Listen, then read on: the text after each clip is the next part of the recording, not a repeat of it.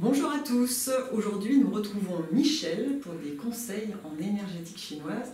Donc aujourd'hui c'est un jour un peu spécial parce que ce matin il neigeait, nous sommes le 29 octobre je crois, donc on est un petit peu passé sans transition en hiver. Mais en énergétique chinoise nous sommes encore pour quelques temps, pour une semaine en automne. Et Michel voulait nous parler de l'énergie du poumon. C'est ça Michel? Tout à fait. Alors en quoi l'automne impacte sur nos poumons? C'est-à-dire que la période de l'automne, la sève redescend, les feuilles tombent, et nous, au niveau énergie, c'est beaucoup plus difficile, tout le système respiratoire. Parce que nous aussi, notre énergie descend, c'est ça que tu veux dire? Chez nous, c'est pareil. D'accord. On suit les éléments de la nature. Oui. Les cheveux tombent, l'énergie retombe. Voilà. Et c'est pour ça, donc, il y a des points, on va voir, comment travailler l'énergie des poumons. Parce que le poumon est relié, en médecine chinoise, on appelle ça, c'est le siège des émotions. Ah oui. Les émotions, souvent, sont dans le poumon. Et quand on a des moments souvent, l'automne, c'est beaucoup aussi la tristesse. Mais oui, on la mélancolie, il y a tout ça. Donc ça joue beaucoup aussi sur les humains. Et c'est pour ça que le poumon, c'est ce qui permet aussi de bien les travailler. Parce qu'après, ça fait tout ce qui est les maux de gorge, sinusite et tout ça. Le nez qui coule, par exemple. Donc, tu veux dire que si on prend soin de bien travailler l'énergie du poumon à la bonne période, ça nous évite de tomber malade, d'avoir des sinusites, des rhinites, des choses comme ça? Voilà. Mais c'est aussi, c'est nos pensées. Parce que quand on a des bonnes pensées, bon, on est beaucoup mieux. Si par exemple, je sais pas, on vous annonce que tu vas faire un beau voyage, ça met de la bonne humeur, ça donne de l'envie, et là on est bien, on est heureux. Oui. Et puis si on apprend une mauvaise nouvelle, bah, automatiquement on est affecté dans nos poumons et dans nos émotions. Et là souvent on n'est pas bien, et la tristesse s'installe. Donc il faut travailler la bonne humeur. Donc il faut travailler la bonne humeur et la pensée positive. Voilà. Oh bah ça j'adore, c'est mon truc. Hein. Ok, alors travailler la bonne humeur et la pensée positive, bah, il faut regarder Béatitude parce qu'il y a plein d'exemples pour savoir comment faire. Et sinon, comment on peut travailler l'énergie du poumon? Il y a des choses à faire, à ne pas faire dans la vie quotidienne? Alors il y a des choses qui sont toutes simples, c'est avoir une bonne attitude, c'est-à-dire de se tenir droit. Oui, moi c'est pas mon cas toujours. D'ailleurs, tu peux essayer tout simplement, c'est-à-dire que si tu baisses la tête un petit peu, si tu inspires, c'est plus difficile de remplir les poumons. Ah oui, ça bloque. Ça bloque rapidement. Et quand on est bien droit, l'énergie circule mieux. Oui, on sent bien la différence. Voilà. Donc le poumon se remplit beaucoup mieux. Et c'est pour ça que les clavicules sont très importantes, parce que quand on inspire, il doit toujours avoir une petite souplesse d'inspire, monter et descendre les clavicules. Et c'est ce qui permet d'apaiser aussi notre pensée et notre esprit. C'est ce qui permet d'être plus calme. D'accord. Par exemple, quand on se couche et qu'on est un petit peu... Enfin voilà, on pense à plein de trucs. Qu'est-ce qu'on a fait aujourd'hui? Qu'est-ce qu'on a à faire demain? C'est bien de prendre des longues inspirations, des longues expirations pour se calmer. C'est pour ça que souvent, l'inspiration, il faut chercher une longue, profonde inspiration. Et l'expiration est douce, calme et paisible. Et ça apaise notre esprit en même temps. Et ça, tu conseilles de le faire combien de temps, par exemple, avant de dormir, pour ceux qui ont du mal à s'apaiser? 3 ou 4 fois, ou 4 ou 5 fois avant d'aller se coucher, c'est bon. Ah, c'est tout. Ah bah, oui, c'est pas compliqué, effectivement, ça prend pas beaucoup de temps. Et puis faire très attention aussi, c'est, je prends l'exemple des gens qui mettent le pouce à l'intérieur. Ouais. Je prends l'exemple des enfants, principalement, quand ils ont le pouce à l'intérieur, souvent c'est des gens très émotifs. Donc ils sont très émotifs au niveau des poumons. Et c'est pour ça faire très attention qu'il soit toujours bien ouvert. Quand on a le pouce qui est ouvert, on respire beaucoup mieux parce qu'on se sent beaucoup mieux. Tu veux dire qu'on respire pas bien quand on a le pouce à l'intérieur? Voilà. Bah, tu vas essayer de fermer tes pouces et d'inspirer. Oui, ça fait mal même là. Oui, ça fait mal ici. Voilà.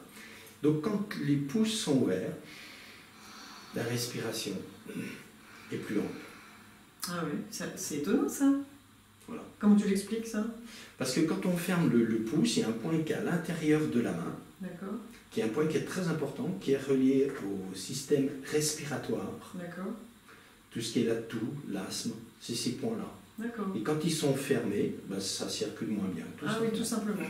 Donc il faut laisser les pouces à l'extérieur. Et faire attention aussi quand on va dormir, c'est pas que les bras soient fermés comme ça. Ah. Parce que quand on a les mains comme ça, c'est plus difficile de respirer. Et c'est pour ça que les mains doivent être toujours un petit peu ouvertes. Et souvent, c'est bien, de soir, on est se coucher, de masser dans le creux du coude, ici. D'accord. Et c'est ce qui permet de détendre, en ouvrant bien les doigts. Voilà. Et là, tu fais circuler l'énergie. Voilà. Et ça apaise au niveau du poumon et aussi du maître-cœur qui est relié au majeur. Et ça, c'est des points qui apaisent pour dormir. Alors, on fait le bras gauche et après, on fait le bras droit. D'accord. D'abord, tu commences par le bras gauche. C'est important de toujours commencer du côté gauche. Du cœur. Du côté du cœur. Voilà. D'accord. Ok. Donc c'est pareil quand on travaille, j'imagine. Moi qui travaille beaucoup sur ordinateur, si je ne me tiens pas droite, je vais bloquer ma respiration. Ouais. Alors qu'on a besoin de beaucoup oxygéner au niveau de notre cerveau, il consomme beaucoup d'oxygène aussi. Et c'est pour ça que de temps en temps, il faut faire des pauses quand on est sur les écrans, de se tenir bien droit. Pour ramener de l'oxygène. Et puis s'étirer, ne pas hésiter à s'étirer, à ouvrir la poitrine en fait. Tout à fait. D'accord. Et c'est pour ça que des fois on cherche des réponses quand on nous pose une question, des fois on ne trouve pas. C'est tout simplement parce qu'on manque d'oxygène, on ne respire pas assez. Et donc le cerveau ne fonctionne pas bien non plus. Il est moins activé. Ouais. D'accord. Donc en fait tu es en train de nous dire que pour ne pas tomber malade, il suffit d'adopter la bonne posture, de se tenir correctement afin de toujours bien oxygéner nos poumons, de ne pas hésiter à avoir une respiration ample plusieurs fois par jour et d'entretenir des pensées positives. Et normalement, on n'a pas de rhinopharyngite, de rhume, de trucs comme ça. Alors c'est vrai, il faut faire attention de toujours être bien couvert quand on va dehors. S'habiller en fonction du climat et de la température et de l'humidité, c'est très important. D'accord. Et si jamais, malgré tout, on n'a pas bien fait les exercices par exemple, et qu'on tombe malade et qu'on a les bronches prises ou un rhume, etc., est-ce qu'il y a des points à travailler pour que ça passe plus vite? Alors il y a des points à travailler, souvent c'est sous la clavicule. Donc on masse sous la clavicule, il y a 2 points, donc on met la main comme ça, et on masse sous la clavicule. Et ça ouvre les points du poumon, et le système respiratoire. Donc on fait le côté gauche et on fait le côté droit après. D'accord. Ok. Et tu parlais du pouce. Et le pouce, justement, le pouce, c'est aussi pouce. Quand on fait le pouce, par exemple, les gens qui font du stop, ils mettent le pouce. Ça veut dire stop. Mais le pouce aussi, dans la symbolique, c'est pouce, laissez-moi souffler, laissez-moi vivre, je prends le temps de respirer. C'est aussi ça dans la symbolique. Le pouce, c'est aussi le système respiratoire. Donc c'est et c'est pour ça quand on fait du stop.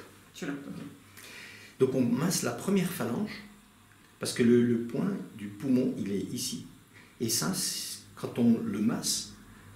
Il est à l'intérieur ou à l'extérieur? Il est ici, là, comme ça, ici, là. À l'intérieur. De ce côté-là. D'accord. Donc il faut que les doigts soient ouverts. Ah oui. Et on masse ce point-là.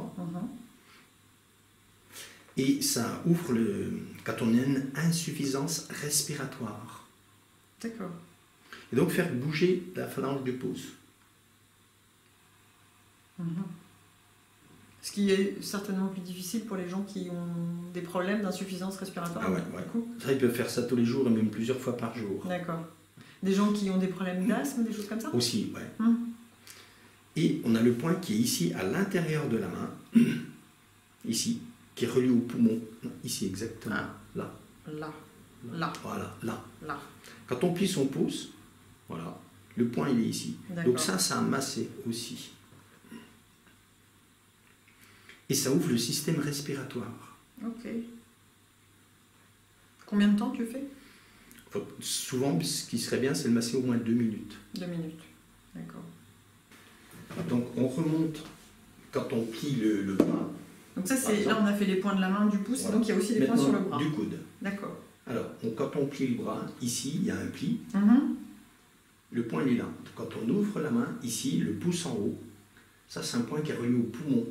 Et on masse. D'accord. Comme ça. Pour le trouver, on plie, hop, comme ça, on lève le pouce et on frotte avec la paume.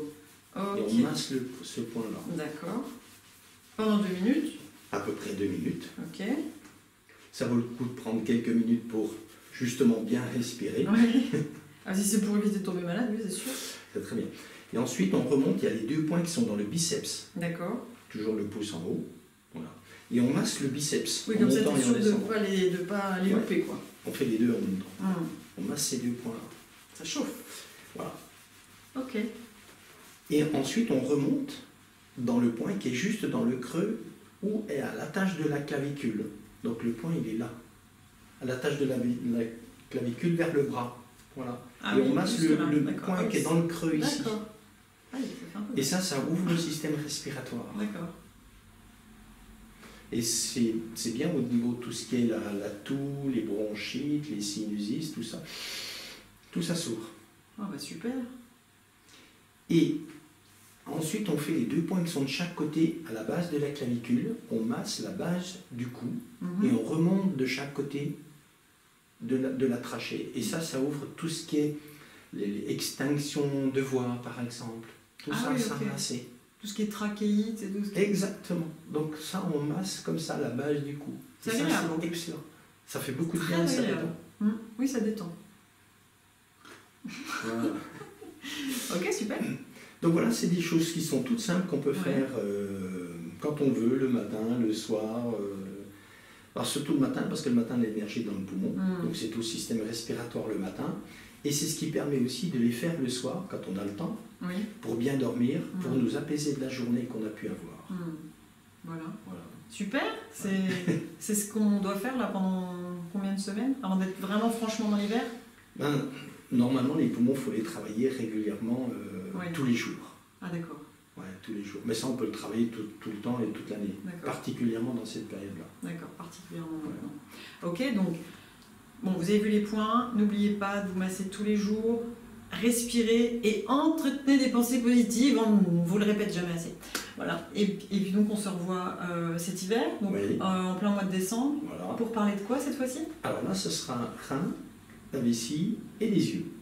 Rein, vessie et yeux. Voilà, tout un programme. Ok. Pour bien entretenir l'énergie des reins pour l'hiver. D'accord. Et les reins, c'est la peur, c'est ça? C'est là où se loge les peurs. On parlera de la peur. Donc. Ok, super. Merci beaucoup, Michel. Merci à toi. À très bientôt. Au revoir.